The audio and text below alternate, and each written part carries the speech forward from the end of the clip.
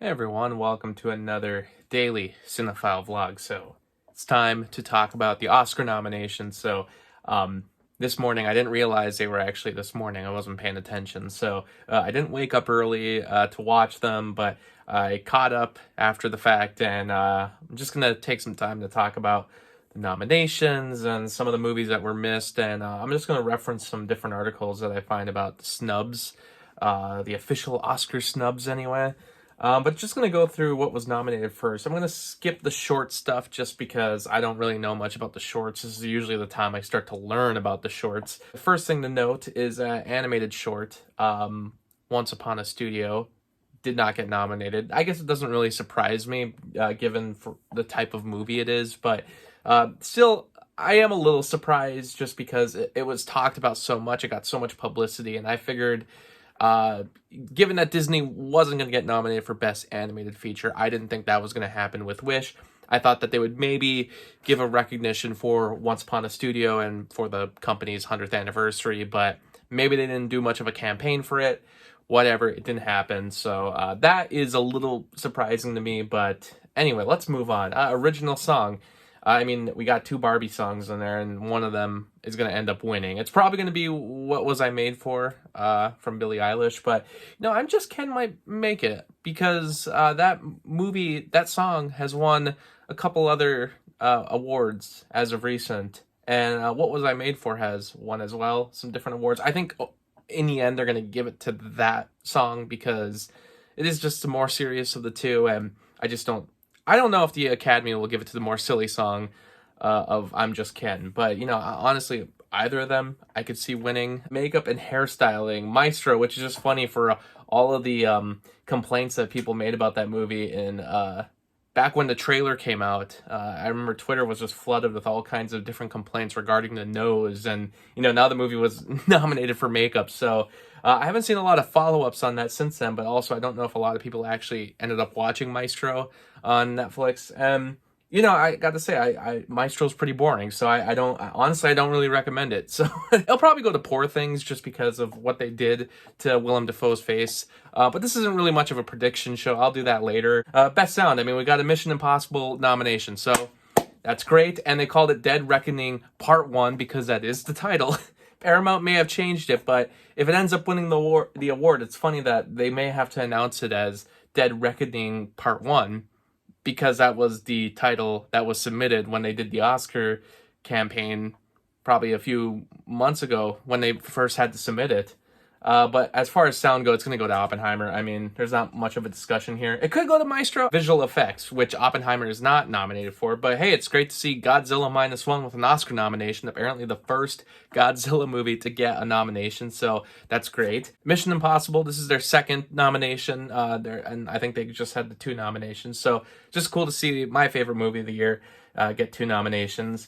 I think this could go between the creator and Guardians of the Galaxy 3. Guardians of the Galaxy 3 looked really good, and it'd be neat to, as like a cap to that franchise, if that ended up winning the visual effects award, because all of those movies, visual effects were fantastic, probably the standouts of the MCU. But the creator, I mean, that movie was just driven by its visual effects and was very captivating to watch. So I mean, I'm not so sure about that one, but like I said, we'll talk more once I do my real predictions. Costume design, and now we start seeing Barbie get nominated over and over again along with Oppenheimer. And in this case, I think it's probably gonna end up going to Oppenheimer maybe, but I don't know. Like, this is a pretty stacked list of movies because you got Killers of the Flower Moon in there, Napoleon, and Poor Things, all fantastic for their different costume designs. It could go to Poor Things, honestly. So, yeah, this is a pretty tough one, and I can't think of a different movie that should have been in this category this year. Production design, you got Barbie, Killers of the Flower Moon, Napoleon, Oppenheimer, Poor Things. I got here original score. I know people were complaining that John Williams once again has to be nominated for something like Indiana Jones and Dial of Destiny. But hey, I really enjoyed Dial of Destiny's score. I think it was one of the highlights of that movie. So I like seeing John Williams in there again. And but of this group of movies that are nominated for score, Man, Poor Things, I just saw that movie, and that's probably the score that's lingering in my head the most at the moment. So, we'll have to come back to this one as well, but I actually think Poor Things might have a pretty good shot because their score really drives a lot of the themes that are in the movie and cinematography. So there's El Conde. I've actually never even heard of that movie before. We got Killers of the Flower Moon, Maestro, Oppenheimer, Poor Things. I mean, this is probably going to end up going to Oppenheimer, which is interesting that they nominated Maestro, a movie I wasn't too impressed with. One of the more impressive things of that movie was the cinematography. Editing, I know some people were surprised that The Holdovers ended up getting a nomination in this category. Thelma Schoonmaker, who is, one of the all-time greats of editing for Killers of the Flower Moon, and then you got Oppenheimer in here and Poor Things, and I just, not that I'm seeing so much of the same movies in every category, I'm really not sure it's going to be an Oppenheimer sweep. It could be a toss-up with a lot of these categories. International feature, some people might be a little confused that one of the movies that got nominated for Best Picture is not in the international feature category. That is Anatomy of a Fall. But that's because France did not submit that as their international feature film. This is just it's an unfortunate way that they do the process, but that's just how it works. A country submits the movie, and then something like Anatomy of the Fall, which, won the Screenplay Award at the Golden Globes, and then was nominated for the screenplay at the Oscars.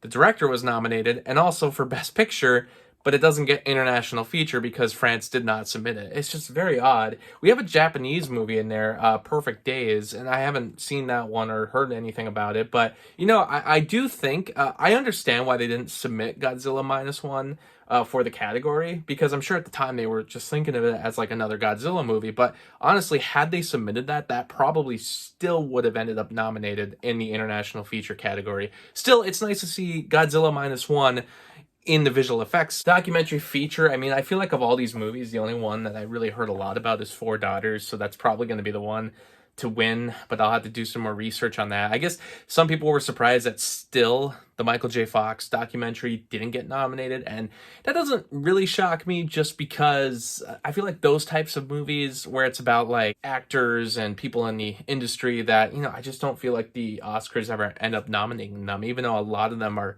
kind of good. I did like still that documentary. I thought was well put together, so disappointed it's not in the category, but again, doesn't really surprise me. Animated feature, The Boy and the Heron, I feel like is going to be the one to win. It's like Miyazaki's big return to animation, and a lot of people are probably thinking Spider-Man Across the Spider-Verse will win, and that's one of my top 10 of the year. I don't think it's as good as the first movie though, and to me, I don't know if it was as impactful as the first movie either, so we'll really have to see if that can end up winning animated feature. I feel like that would be the second choice to possibly win, but some people were thinking that could go as far as winning or getting nominated for Best Picture. Maybe a little shocked that Super Mario Brothers movie did not get nominated, just because it was a big deal. I know it didn't get the best reviews, but so many people went to the theater, loved that movie, Elemental, which, people ended up liking Elemental over time. It started to make money over the many weekends it was in theaters. Did not have a big opening weekend, though, and I don't think it's one of Pixar's best movies. It's decent, but I don't know if it's not one of Pixar's best, but, Pixar shows, again, that they pretty much get nominated in this category almost every time, unless it's a Cars movie, it seems. But then you got Nimona, and I think that one's interesting because that is the movie that Disney decided not to finish. That was from Blue Sky and ended up going to Netflix, and now it's getting nominated for Best Animated Feature. I think it would be quite funny if it ended up winning, just to really give it to Disney because, their big 100th anniversary celebration film, Wish, didn't even get nominated. Adapted screenplay, which for some reason Barbie's in here. I have no idea why they put Barbie in this category. To me, I guess you got Barbie, Oppenheimer, and Poor Things all up against each other.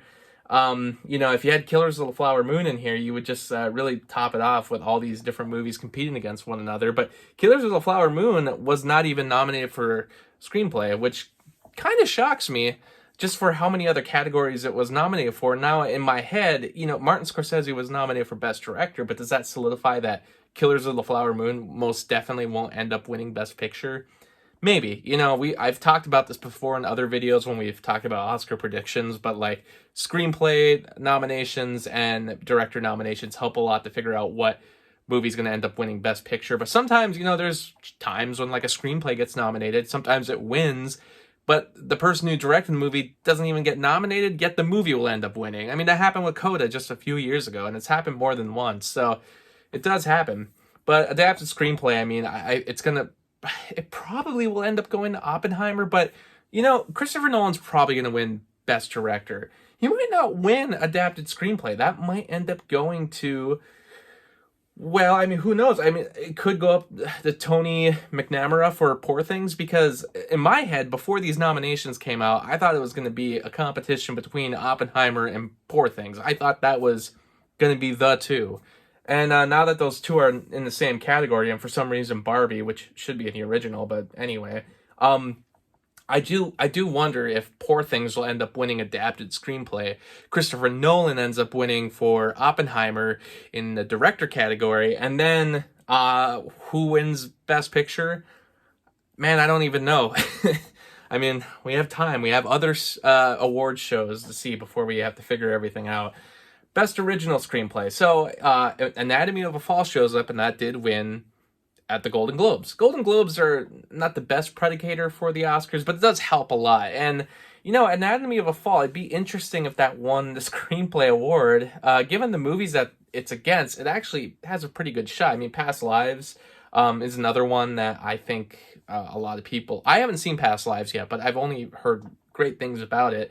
But The Holdovers, David Hemmingson, his screenplay's in here, and I could see The Holdovers end up winning, because that is another movie that's up there. It's the one that's on the screen right now. That's another of the Best Picture winners that I could see possibly winning. Like, I could see that movie winning, but, you know, to me, it's like Oppenheimer or Poor Things, one or the other. But now you got, like, The Holdovers is also getting quite a few nominations. And I got the screenplay nomination, unlike Killers of the Flower Moon. So, I don't know, this is a tough one. It's great to see May December in here, because otherwise it got completely ignored by the Oscars. None of the actors got nominated. That's really unfortunate, because that is a fantastic psychological movie. Like, I really dug that movie. That's, like, I think my second favorite of this year. So, very well put together movie, and unfortunately, it looks like it's only going to get something for the original screenplay category. We got Best Director, and we got here The Zone of Interest and Anatomy of a Fall, Justine Triet and Jonathan Glazer. And yeah, it's like we got two international films in the Best Director category, both also nominated for Best Picture. And like I said before, Anatomy of a Fall did win the Golden Globe for screenplay, so I mean, we might need to watch to see how many other awards shows that Anatomy of a Fall shows up at and starts winning, but I could see that maybe slipping in there as the Best Picture winner. This is a tough year. You know, there's a lot of great movies in there. There's a lot of good movies in Maestro. Anyway, Martin Scorsese, Killers of the Flower Moon, you know, wasn't nominated for the screenplay, though, so I don't know if we could predict him as Best Director if he didn't get nominated for screenplay. And then you got Christopher Nolan and Yorgos Lanthimos. And I think it's just Nolan's year. You know, Nolan has been in the industry now for 20 years, has released some of the, I think, greatest movies ever made in the last 20 years. Who knows? I mean, Yorgos might make it in there, and a lot of people might feel that same way about Yorgos that I feel about Christopher Nolan. Best Supporting Actor, I don't know if there's really any surprises in this category, and everyone does... These are fantastic performances. I gotta see American Fiction yet, because unfortunately I live in the Midwest, so that means these movies that are all nominated for Best Picture have not all reached our movie screens yet. Robert De Niro, I think, has one of the best performances he's ever done in Killers of the Flower Moon, so it's cool to see him nominated. And Ryan Gosling, I mean, he kind of stole the show in Barbie. Mark Ruffalo, I just saw him in Poor Things, and he's hilarious. But this is probably going to be Robert Downey Jr.'s year. It could be. There's been upsets before. You know, I think back in, like, that year when everyone really thought Sylvester Stallone was going to win for Creed, and he didn't end up winning it. It ended up going to Mark Rylance. I could see that happening this year, maybe. Possibly with Ryan Gosling, possibly with Mark Ruffalo. But otherwise, I do think it's Robert Downey Jr.'s year. You know, it's just... he steals the last hour of Oppenheimer. Best Supporting Actress, it's going to go to Davine Joy Randolph. I would be shocked if any of those other people, ended up winning. I mean, Emily Blunt, once again, nominated, will not win an Oscar. She's cursed. It's the same curse that has hit Amy Adams.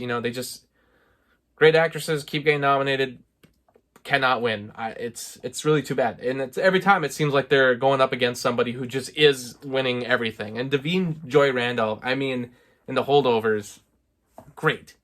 I mean, for a movie that already had like two other great characters, they threw in another great character. I did see America Ferrera got nominated for Barbie, which a lot of people were complaining about at other award ceremonies that she wasn't nominated for Best Supporting Actress. But don't worry, people are still complaining about other people then who were not nominated for Barbie. Best Actress. Personally, I think it should go to Lily Gladstone. It's probably going to be between her and Emma Stone.